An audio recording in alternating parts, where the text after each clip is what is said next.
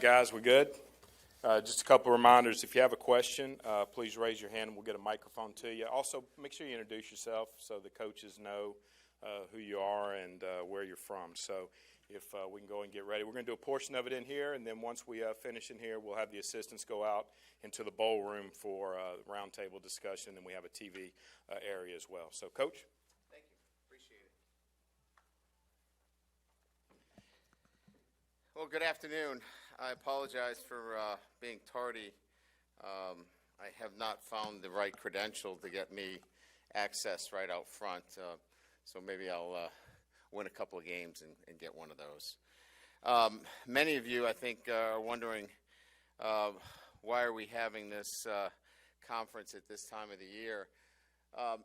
Certainly, first and foremost, putting a staff together is not about, hiring and then, let's immediately get in front of the media.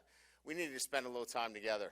7 of the 10 coaches that are, contracted were new coaches for me in terms of I hadn't spent much time with them. So we needed to spend some time together, get a chance to know each other. Certainly, philosophically, the things that we do on a day-to-day basis are going to impact our team on a day-to-day basis. So it was important that we spent a little bit of time together. And so why we spent some time, we certainly got an opportunity to get to know, what our charge is, and that is develop our players. And player development is at the core of who I am in my over 30 years of experience. You'll see that in the hires.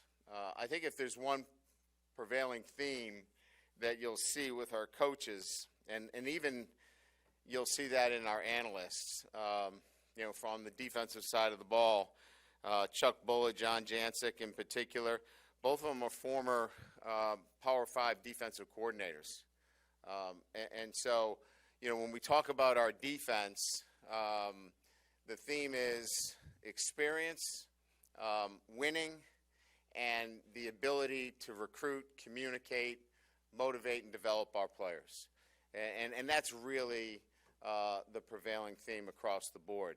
When it comes to special teams, Brian Polian's been with me the past 5 years, but his experience spans over 2 decades, and again, experience, success, been part of 2 BCS playoff appearances, and recruiting. Had been a recruiting coordinator for me, and has put together a great track record as it relates to recruiting. So, again, across the board as it relates to today, where we're going to talk about our defense, our defensive hires and special teams, again, experience, the ability, obviously, to look at winning as a core fundamental, and then recruiting. So I'll start with our defensive coordinator, Matt House. What really drew me to Matt was coordinator experience. Here's a man who has multiple coordinator roles at 3 different schools in particular, but more importantly in the SEC. And having experience in the SEC as a coordinator was certainly something that I was looking for. Matt's coached all the positions as well. And as a former defensive coach myself and a Division II head coach, I can appreciate somebody that's had to coach all those positions, because I've had to have that on my agenda as well. So he's coached the positions. He can fix the defense if it needs to get fixed, which it's never going to need to get fixed, right, Matt? We know that already.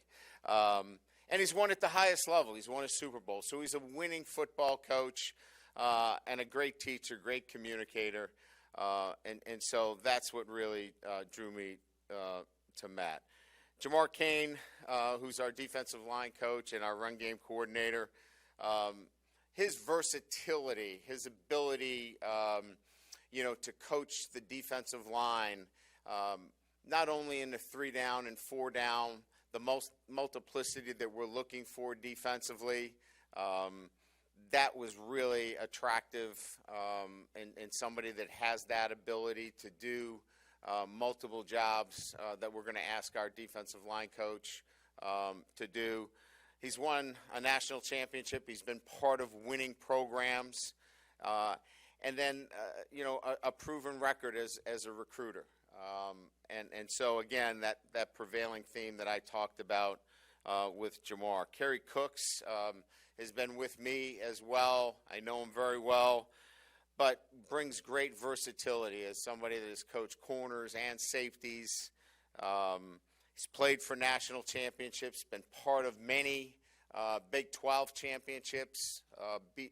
Obviously he's been part of the college football playoffs on a number of occasions. So again, you can see winning is part of this coaching staff. They've been part of winning programs. They know what it looks like.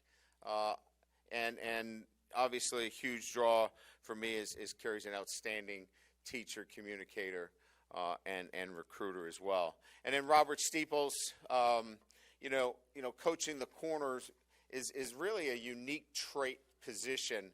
And I needed somebody that's played the position. And Robert's played the position, played it in college, played it in the NFL. As a winner, he ran his own program and took over a program and won a state championship as a head coach. And when you get a chance to talk to him, you can tell that he's a great communicator, great teacher. And will be a great recruiter. And I've talked about Coach Polian, who will also serve as a recruiting coordinator for us as well, and our special teams coach. 20-plus years of experience, 5 years with me. He's a winner. He's been in winning programs. He's recruited top 10 classes. So, again, as I looked at putting together a staff and assembling a staff, we're in the SEC, and we're in the toughest division in the SEC. You need experienced coaches. You need coaches that know what winning is about and how difficult it is to win in this conference. And then you need to recruit. And if you check those three boxes, those are the things that I was looking for in putting a staff together today. So you'll get an opportunity to break out with them. I'll open it up to any questions that you might have. Is that what you would like? Yep.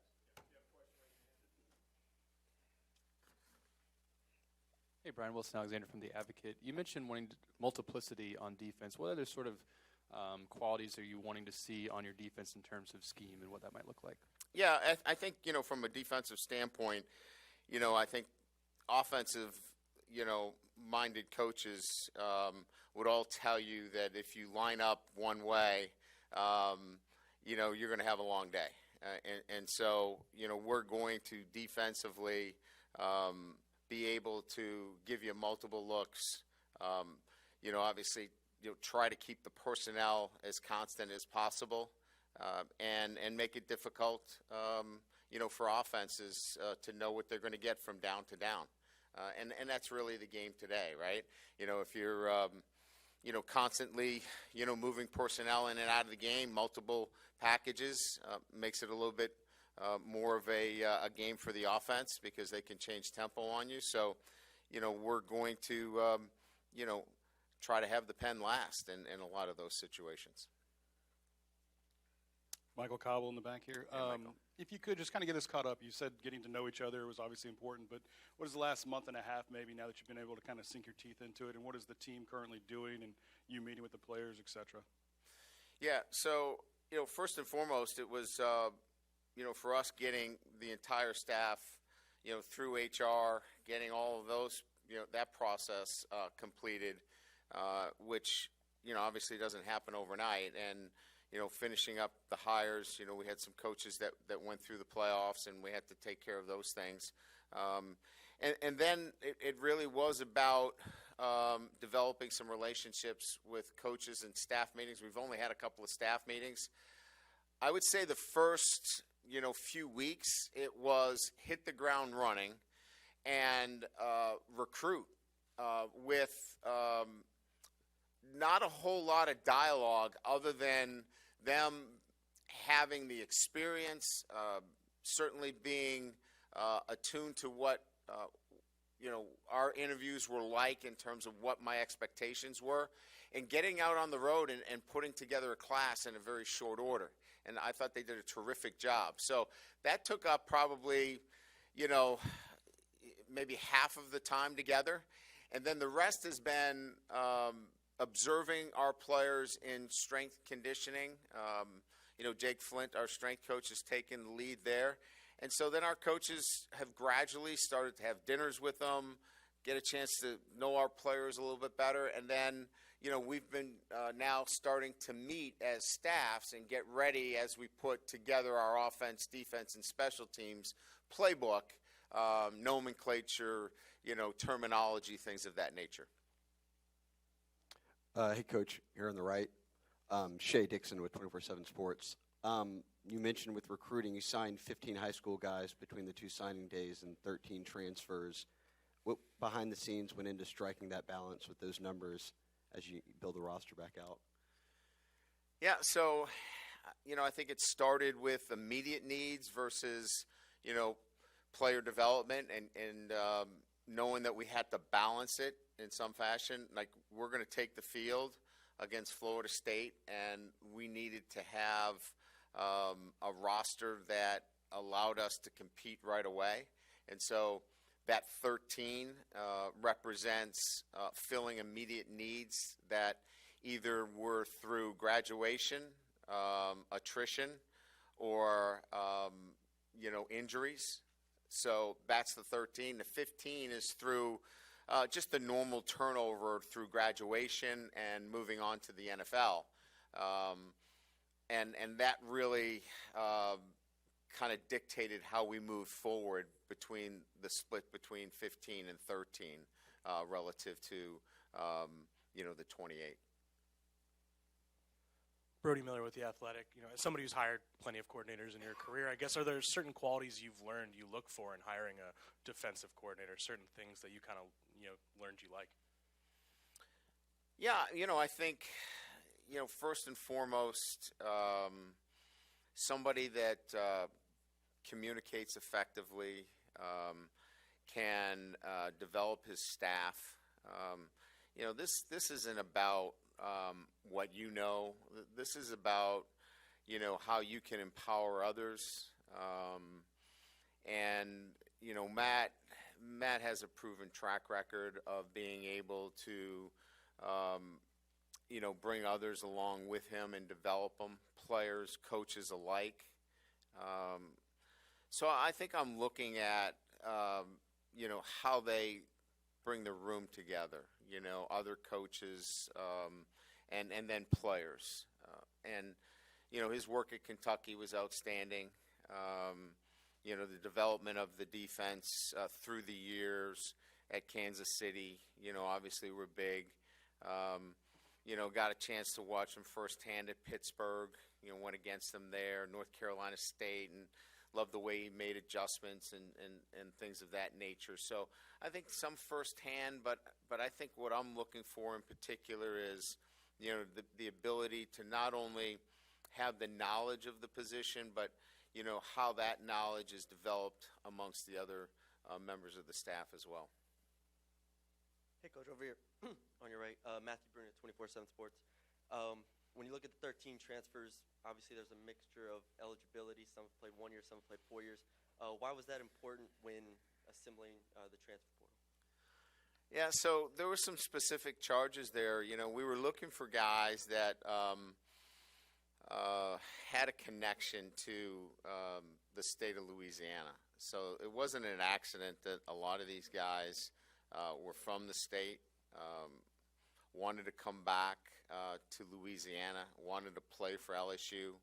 For whatever reason, they didn't end up playing football here in their freshman, sophomore years, but want to be here. So we were going to take guys that of high character, One of them was a captain at another school in the SEC, that were good students, that we weren't taking guys that were not above the line, so to speak, for us. And we're going to impact the culture of our team in a positive way right away. And one of those criteria was if they could be from Louisiana, that would be a big plus for us.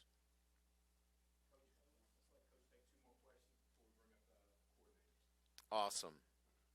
Hey, Brian, Adam Hunsucker at Tiger Rag. You mentioned that there's a lot of new guys on this staff that you've never worked with before. Was that by design, or did it just kind of work out that way? It's always a little bit of both. I've been doing it quite a long time, so I've had coaches that I've known for many years. That Mike Denbrock is back with me. He had been at Cincinnati for a number of years, so I'll circle back with coaches that I've coached with before, and then some coaches that I've never coached with before. But there's always some kind of connection in some fashion, that these coaches, that somebody knows somebody that knows somebody in this business when you're in it as long as I have. So I think I'm at a point in my career where there is a connection in some fashion, even if it's not a direct connection. Somebody that knows that coach, even if you haven't coached with him before, somebody that knows him very well, and you feel comfortable, making that decision.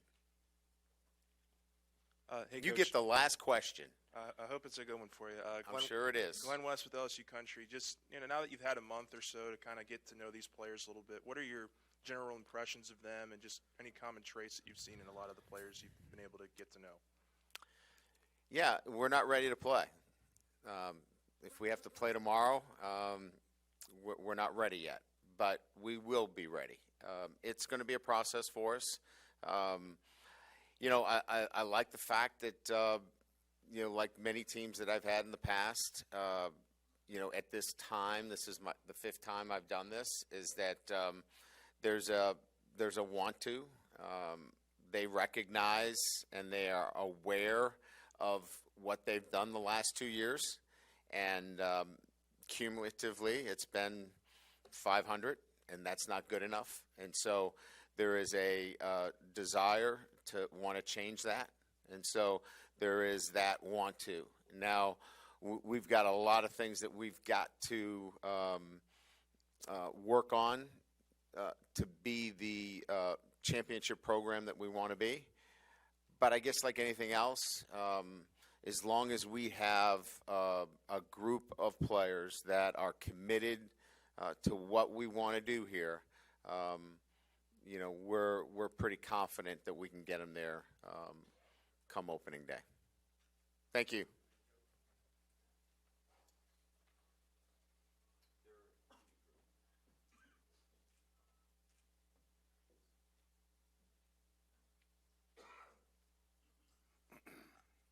First of all, appreciate you guys coming out and being here. Excited and humbled to be a part of this university, to work for Coach Kelly, have the opportunity to coach at a place that's a premier institution, academically and athletically. Really just scratching the surface right now of getting to know our players. Coach has put together a great staff. It's been awesome to be in the room with Coach Cooks, Coach Kane, Coach Steeples. Those guys are tremendous. And our players are hungry to learn, okay? But we're in the process of developing the traits that it's going to take, all right, to be successful. And that is a process, and it starts with just getting to know each guy, okay? With that, any questions you got? Brody Miller with The Athletic. I suppose if you could just walk us through the last few years for you as you chose to go to the NFL as a linebackers coach, and now what brought you back to want to be a coordinator in college again? Well, several things. First of all, when you leave coordinating, you always have that hunger to get back and do it. I enjoy the part of the game the scheme part, the building of a team, the building of a staff. I enjoy when you lock arms and get in the room together and you can put together a plan. And I enjoy the development piece. It was fun the 3 years in Kansas City to go back and work with Spags and to learn from Coach Reed, and obviously, winning at a high level. But at the end of the day, there was a hunger to come back and to be a defensive coordinator. And I missed the part of the relationships with the players. I had a great linebacker room in Kansas City, great guys. Okay, but one of the things that I did miss, I have 4 kids of my own, and I missed the opportunity for my kids to get to know the people that I was spending time with outside. And coming back to college affords you to do that. Matt, straight back. Michael Cobble from Channel 2 here in Baton Rouge. You talked about putting that plan together as a group. What do those conversations look like, sound like? Has Coach Kelly really given you autonomy to kind of do what you want to do? And could you discuss that process? Yeah, the thing I've learned in a short amount of time with Coach, whether it was through the process of conversations that ended up to me coming here or through the conversations we've had now, is he's going to empower people to do their job, whether it's a player, whether it's a coach, whether it's a nutritionist, okay? And the thing we're doing right now is more than putting the plan together. Right now we're trying to get our guys to buy in to the habits and the focus to do the things right day in and day out. So when we do get on the grass and execute the plan, we can be consistent in our execution, all right? We can be a gritty defense that has the traits to strain play in and play out. Hey, Coach, Glenn West right here with LSU Country. You mentioned your last stop. Just, I guess, talk about maybe what you learned the last couple of years about building a championship-level defense and obviously winning the Super Bowl and all that. Number one thing is, talent will get you so far. I mean, you look at winning at that level, the locker room, okay, the leaders within each position group, the standard, the consistency that it takes to win day in and day out. Those are the things when you win at that level that kind of come through, because everybody's got a certain level of talent. It's the teams that bond together, all right, and play to a standard that win. Yeah, right here, Ron Higgins, Tiger Details. Did any of the LSU guys on the Chiefs talk to you about LSU, Tyrann or Darryl or Clyde, the advice they give you? I'm going to tell you what, this is, of any place I've been, this is the most passionate former players I've ever seen, okay? Whether it was Clyde, whether it was T5, I mean, those guys love this university, love this state, and want to do anything they can to help it be successful. And that's pretty neat. It's neat to be a part of. Hey, Matt, Adam Hunsucker with Tiger Rag. You mentioned the multiplicity on defense and the different things you want to do. Have you decided, from a base standpoint, what you all want to scheme out of yet? We're still, that's a great question, but we're still learning our guys.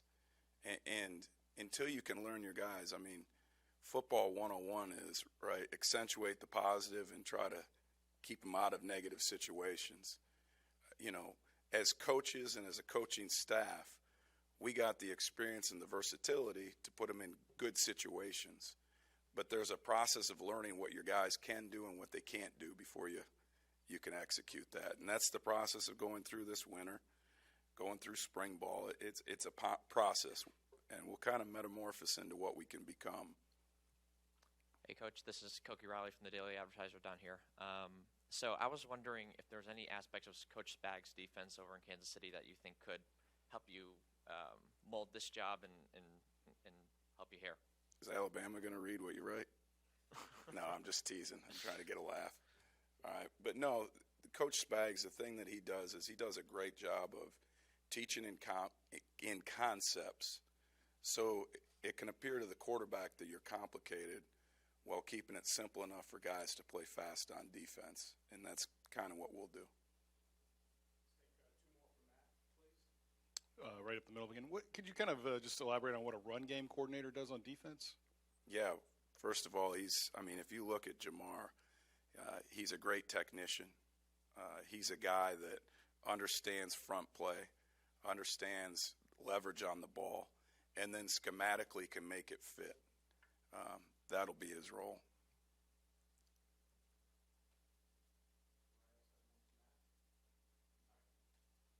Thanks, guys.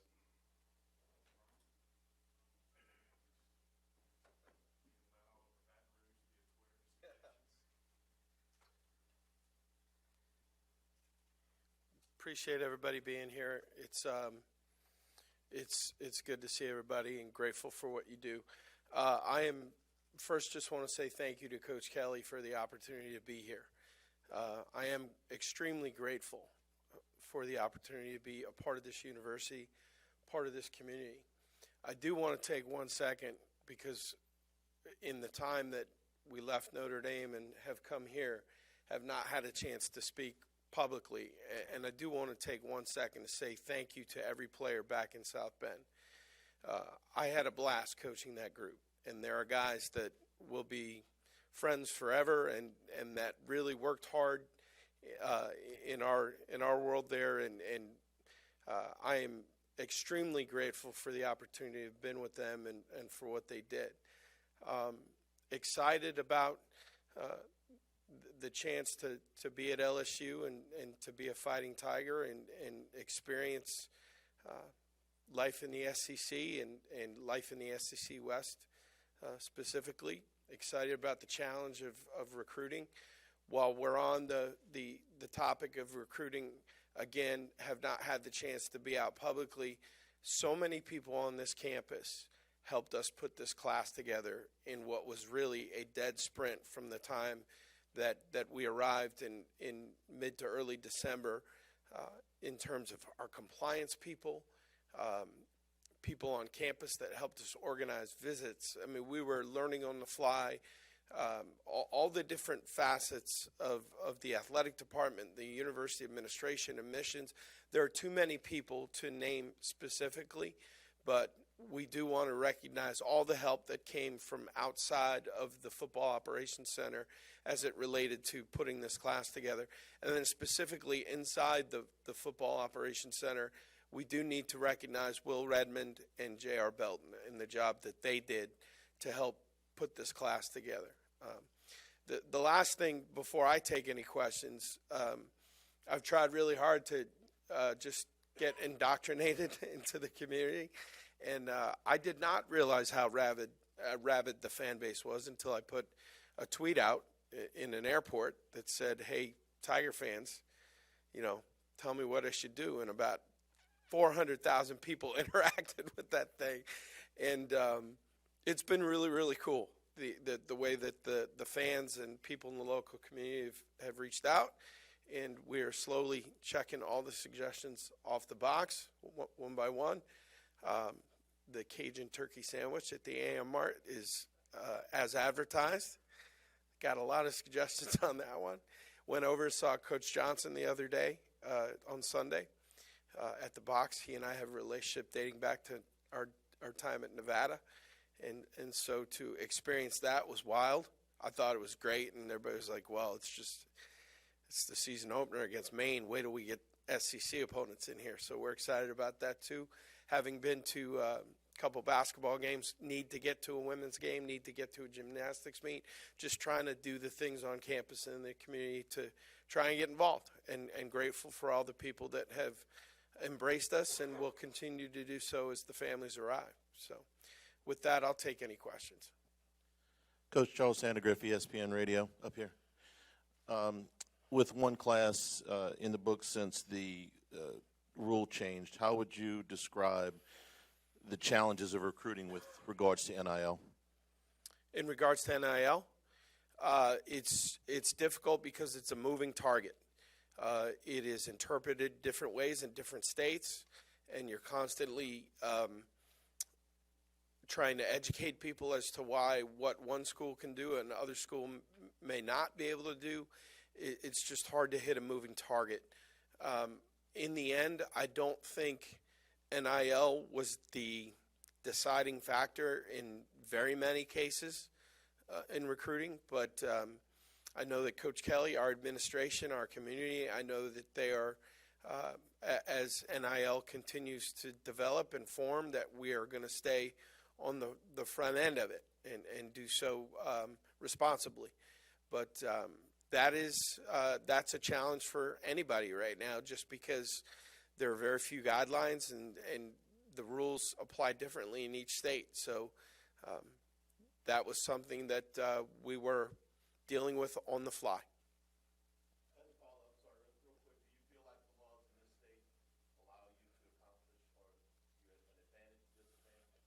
I don't have enough information as how it works to everywhere else to be able to give a fair statement on that.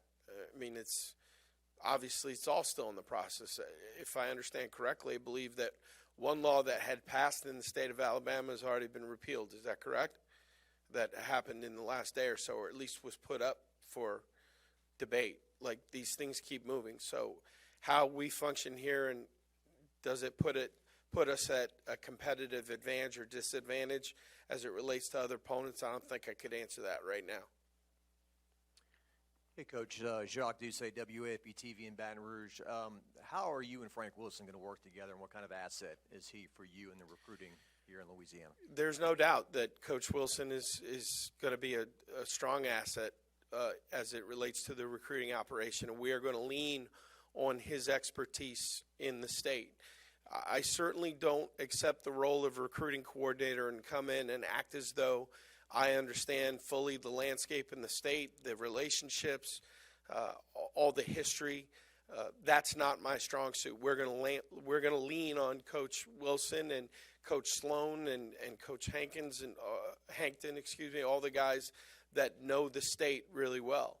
I'm going to focus on what I do well, which is roster building and player evaluation and keeping the offense and the defense communicating with one another. And really, my job is to ensure Coach Kelly's vision of recruiting. I think my experience as a head coach and as a special teams coordinator helps those things because I see the big picture. I'm not focused on one side of the ball or one position group. I'm trying to constantly see the big picture, not only for where we're at now, but where we need to be in the future. So as it relates to leaning on Coach Wilson, he's going to be a gigantic resource, and we work hand in hand on a lot of things, and there's a couple times a day I'm knocking on that door seeking his advice. Brian, Scott Rappelé from The Advocate. Along with the NIL, transfer portal has become so prevalent. Was that for a group that, as you said, had to hit the ground running in terms of recruiting? Mm-hmm. Was that a help this year? Was it particularly helpful to this process? There's no doubt that it helped us rebuild the roster. I mean, when you look at the bowl game, I think we were at 39 or 40 scholarship players available for the bowl game. We couldn't move forward like that, and there are limitations as to how many initials that you can invite into a class, and we had to be judicious about how many of those guys were going to be transfer players that might offer more immediate help. How many of those transfer players had eligibility remaining? We could not take a huge number of guys that only had a year left, because then the roster was going to get top heavy, and we were going to face different issues coming down the road. So that was difficult. And to be honest with you, I kind of leaned on my father, Bill Poley, and my brother Chris, who, they've got plenty of experience in how to approach free agency. And let's not mistake it, for lack of a better term, that's what the transfer portal is. You're a one-time free agent. So we had to be responsible in how we handled that, and feel like with Coach Kelly's guidance and the work of all the people in the football operations center that we did a really good job, but we did a responsible job as well. Here on the right, Shay Dixon with 24/7 Sports. In terms of the transfer portal and rebuilding the roster, how do you think y'all did in terms of addressing need positions across the board? And with, I guess, a handful of scholarships still left, are there spots you're looking at, or is that something you determine through spring ball and as the offseason goes? No, there are still initial scholarships available, and Coach Kelly and myself and the coordinators and Coach Wilson will talk through those needs and determine if investment in another transfer might be in the best interest of our program. You know, it's a tricky deal, and you have to manage it. You know, you got to manage it wisely, and we've tried to do that as best we can here moving forward.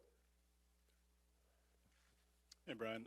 Michael Cobble from Channel 2 here in Baton Rouge. If I may recommend Parans, if you like seafood. Yes, it's on the list. It's a good joint. Coach House, he went there and raved about it. We trade notes in the office. Good spot. Let's talk about special teams for a minute. Obviously, school just lost one of their best kickers ever, and at all three different kicking positions. It looks like you guys could have some need, I guess. How much do you know about those positions? How anxious are you to work with the guys you have? Very excited to work with the guys that are here. Tried to talk Caden to coming back. Gave it one shot. Didn't work. And wish him nothing but the best. He's immensely talented. Very excited to work with the specialists in particular, and we'll work with them every day. And I think there's talent there. And we've signed Jay Bramblett to join us to augment us, and we'll be excited to reunite with Jay here in the summertime. But one of the beauties of being the special teams coordinator is that you get to work with the entire cross-section of the team. And the last probably 5 to 7 days, the analyst I'm working with, Lester Erb, he and I have spent a lot of time watching LSU film, getting to know our guys, and excited about what we saw on film. And we need to re-energize a culture here where guys understand that our best players have to cover kicks. I mean, my job is made easier because Coach Kelly believes in the importance of the kicking game, and it starts with him, and that will bleed down through the rest of the organization, the coaching staff, the players, and we're going to get as many guys involved as possible, and continue to try and play at a high level in the third phase of the game. And you watch throughout the course of the college football playoffs, the bowl season, the NFL playoffs. It's important. It's important that you function at a high level in the kicking game, and we're going to continue to do that. Good. Thanks, guys.